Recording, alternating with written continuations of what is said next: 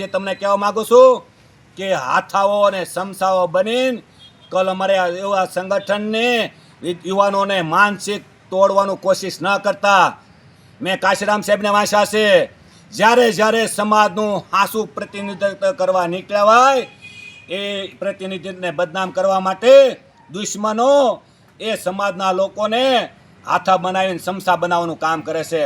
આ સમસાઓને કહેવાનું માગું છું કે તમારા માલિકો તમારી પડખે નહીં રહે, સમાજ તમારી પડખે ઊભો છે. સમાજ સાથે ગદ્દારી કરવી એ મોટું પાપ છે, સમાજ દ્રોહનું પાપ છે. સમાજ દ્રોહી છીએ આપણે કે સમાજનું જ્યાં સત્યના જાતું હોય એ વાણિયા બ્રાહ્મણને હારે ખોળે બેહીને આપણે પેટ ભરવાની રાજનીતિ કર્યા હોય. આ સમાજના ગળે પડવાની વાત છે. લાખો યુવાનોનું જે ભવિષ્ય બરબાદ કર્યા હોય એ ભવિષ્યને રોકવા માટે કલ અમારી આ સંગઠન પૂરી તાકાતથી લડશે.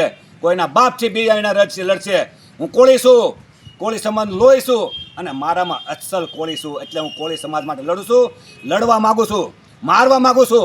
હું કોળી સમાજને માટે છે ને કોઈને નડવા નથી માગતો, અને નડે એને મૂકવા નથી માગતો. જય કોળી સમાજ, જય ભારત માતા કી જય.